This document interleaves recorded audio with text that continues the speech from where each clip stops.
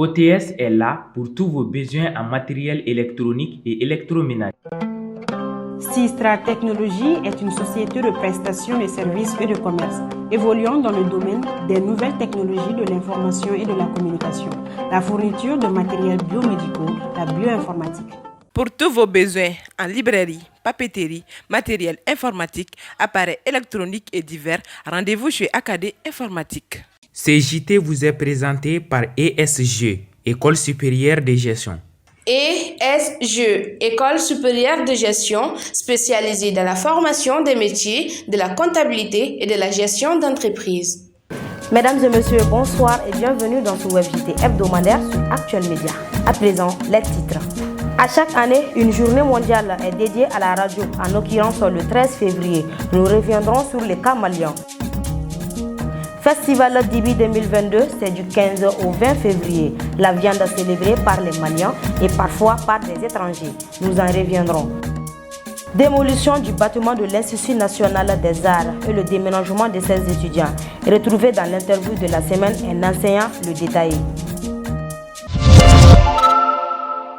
Encore une fois de plus, bienvenue dans ce WebJT hebdomadaire sur Actuel Média. Comme annoncé dans les titres, le dimanche 13 février était la journée mondiale de la radio. Le thème de l'édition 2022 est consacré à Radio et confiance. À cet effet, Fatoumata Dramé revient sur cet événement. Elle a pris l'avis de quelques auditeurs et travailleurs de ce média de masse. Suivons ensemble son reportage. Outil au service de la vie sociale, la radio est le média traditionnel le plus sollicité. En plus de son rôle d'informer, de sensibiliser et de divertir, elle reste le média le plus largement consommé. Proclamé en 2011 par l'UNESCO, chaque 13 février a été dédié pour célébrer ce média de masse. Cette année, le thème est la radio et confiance. La radio, c'est l'instrument de communication le plus prisé au monde. La radio rapproche les auditeurs. La radio est un instrument qui permet à la société de se mouvoir. La radio permet de se parler, surtout quand il y a l'interactivité. Je vais parler de la libre antenne. Que la radio doit être crédible, donner des bonnes informations à temps réel, permettre à ses auditeurs d'être à la page. Et si cela est fait, la confiance s'établit. Et s'il y a la confiance, et c'est cette confiance qui donne une bonne audience et une grande audience à la radio. Radio et confiance, je crois que c'est le meilleur thème pour l'année en cours. Quotidien des femmes, le poste radio permet à nos braves dames de se divertir, d'écouter les émissions tout en faisant la cuisine.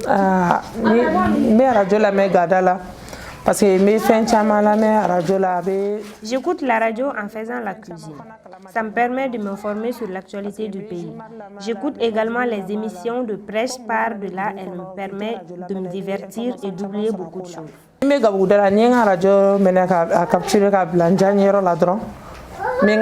Pour certains, l'importance de la radio est sans fin.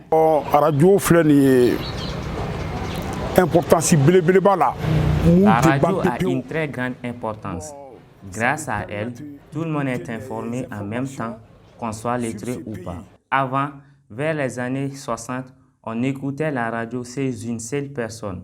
Mais aujourd'hui, avec l'évolution, chacun peut s'acheter un poste radio. Ça, c'est devenu un outil nécessaire pour tout le monde. Aujourd'hui, force est de reconnaître que la radio capte un public large, puisque le Mali compte de centaines de radios privées, surtout communautaires. Elle fait la traduction orale d'une population rurale. Fiable, elle façonne l'expérience de la diversité dans une société, par-delà, permettant à la population de donner son point de vue à travers les émissions libre antenne. Comme chaque année, le festival Dibi est célébré et cette année, ça a commencé du 15 au 20 février 2022 à la place du Cinquantenaire, un festival gastronomique accueillant plusieurs personnes de tous les horizons. Au programme, des viandes de tous les animaux mangeables, des concerts et des divertissements pour le plus grand bien des clients et des vendeurs. Mamadou Bilali Koulibaly pour le compte rendu.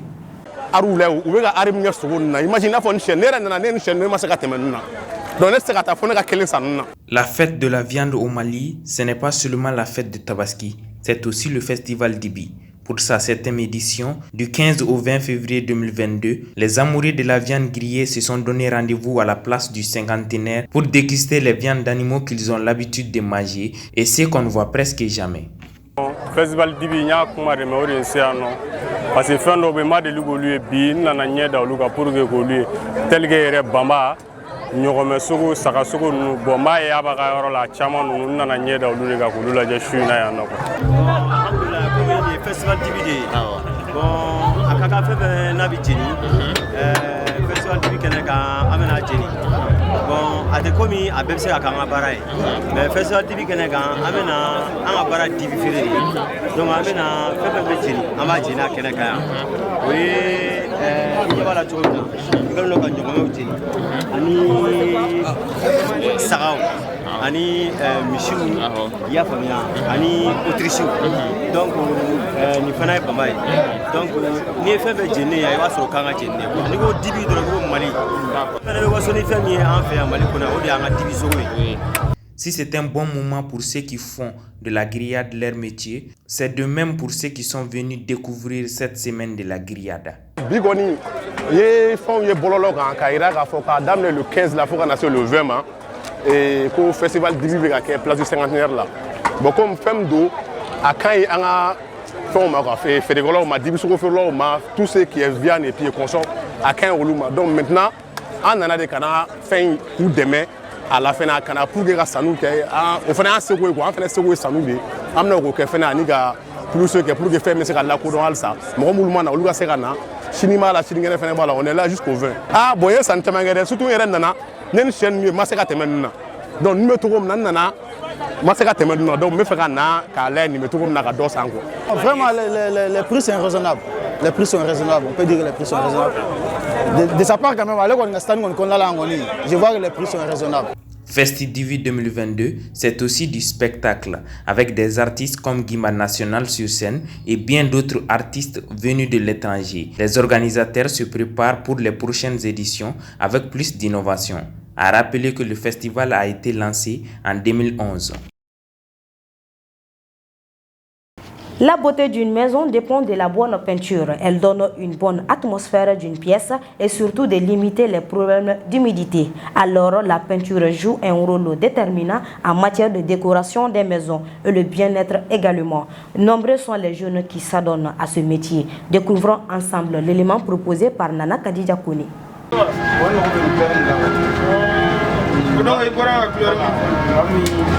Des pinceaux, des rouleaux, des couteaux, des colorants et bien sûr les couches de peinture. Vous l'avez déjà deviné qu'il s'agit des peintres. Ce sont les hommes qui s'adonnent jour et nuit à ce métier pour y gagner leur vie. La peinture est considérée comme l'étape finale dans la rénovation d'un logement, mais avec la situation actuelle de notre pays et la hausse des prix du ciment, les utilisateurs et les vendeurs se disent tous inquiets. La peinture protège les murs contre l'eau parce qu'elle coule sur la peinture au lieu des murs pour éviter les pourritures. Nous faisons tout genre de maisons car nous avons fait plusieurs chantiers, même les entrées couchées on le fait. Vraiment la sanction de la CEDEAO a joué sur nous. Souvent on pouvait avoir jusqu'à 3 à 4 chantiers. Maintenant on n'a qu'un chantier, tous les ouvriers sont là. Sinon d'habitude on ne les voit pas ici, mais il n'y a plus de boulot. Vraiment ça va pas du tout. Selon M. Keita, vendeur de peinture, il y a une grande différence entre cette année et les autres. Au jour d'aujourd'hui, les prix sont montés. Les peintures des chambres sont à 10 000 francs CFA et celles du dehors 13 000. C'était à 13 000 francs CFA. Les clients se plaignent partout. Mais que faire? On n'a pas le choix. Avant, on pouvait vendre 100 pots de peinture par jour. Et maintenant, on ne dépasse. Avant, on pouvait vendre jusqu'à 100 pots de peinture. Et maintenant, on ne dépasse pas 50 pots par jour. Donc, il y a une très grande différence. Ce travail nous a donné plein de choses. Des relations. Nous nous sommes mariés étant dans ce travail. J'en préfère plus le SAPEC. Sinon, toutes nos peintures sont de la bonne qualité. Ils ont été nombreux à nous déclarer les bienfaits de ce travail ainsi que les difficultés auxquelles ils font face. Bon, Bon, j'ai pas reçu de formation, je l'ai fait par amour, car mon frère est peintre. Comme tout travail, il y a des difficultés, surtout quand il s'agit de la main-d'œuvre. Certains propriétaires sont simples et d'autres sont mesquins. Donc, ce sont certaines de nos difficultés que nous faisons face. L'élégance ainsi que l'éclat d'une pièce sont dus à l'harmonisation des couleurs. La peinture joue un rôle primordial pour l'esthétique de la maison. Il faut également noter que cette activité nourrit plus d'un dans la capitale. Certains de ces peintres ont été formés et d'autres continuent à apprendre dans le tas. Suite à l'annonce du déménagement de l'Institut national des arts INA à Lissenou la rentrée prochaine, il y a eu des manifestations devant les locaux du désormais ancien bâtiment de l'INA. Selon M. Karim Dambélé, professeur de musique, le déménagement n'est pas un souci en soi, mais la démolition prévue des annexes de l'INA est inacceptable. Écoutons-le au micro de Djenaba Sidibé. Nous sommes dans vraiment une atmosphère de vente de l'INA qui nous secoue tous. Les gens n'ont pas les mêmes lectures. Et nous trouvons que ce n'est pas quelque chose quand même à démolir. Parce que l'INA actuelle, c'est plus qu'une école.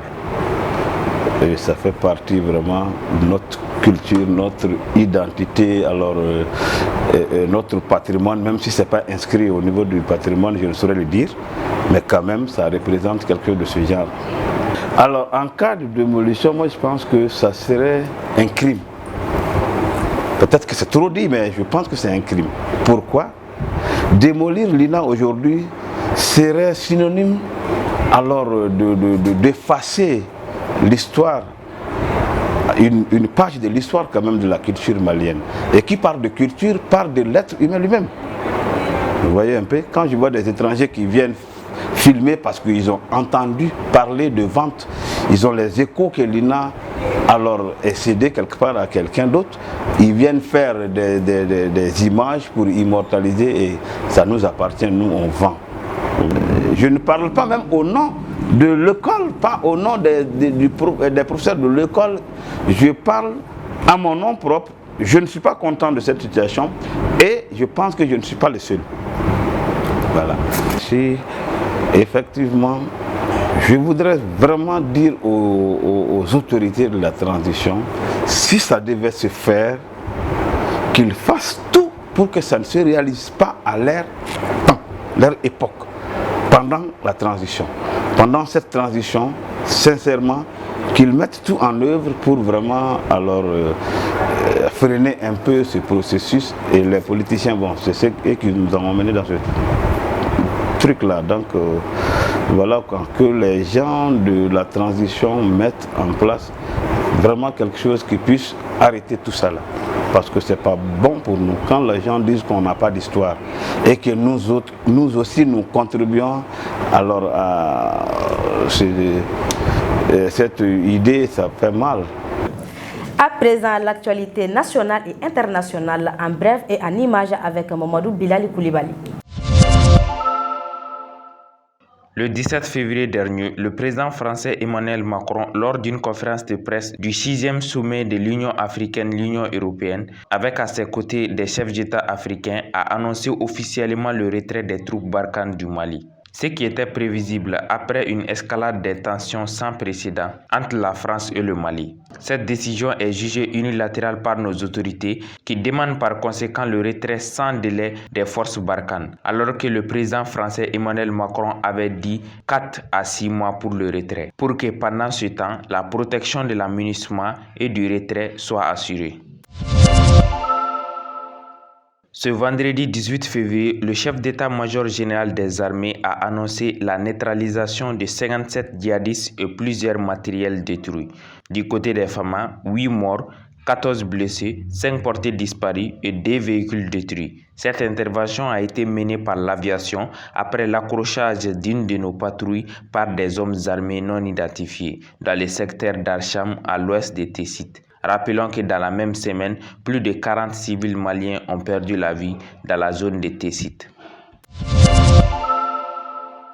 Un avion militaire français a pu ce jeudi survoler le territoire algérien pour la première fois depuis octobre 2021, ce qui prouve la baisse des tensions entre l'Algérie et la France.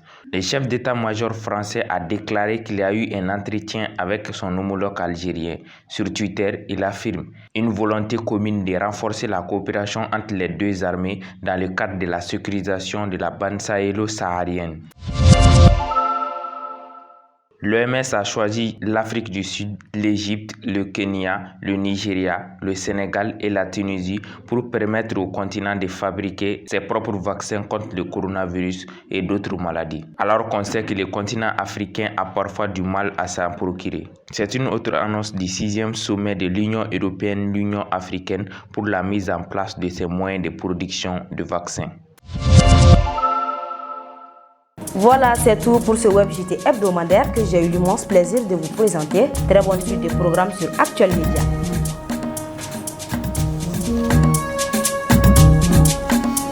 Ce JT vous a été présenté par ESG, École supérieure de gestion. ESG, École supérieure de gestion, spécialisée dans la formation des métiers de la comptabilité et de la gestion d'entreprise.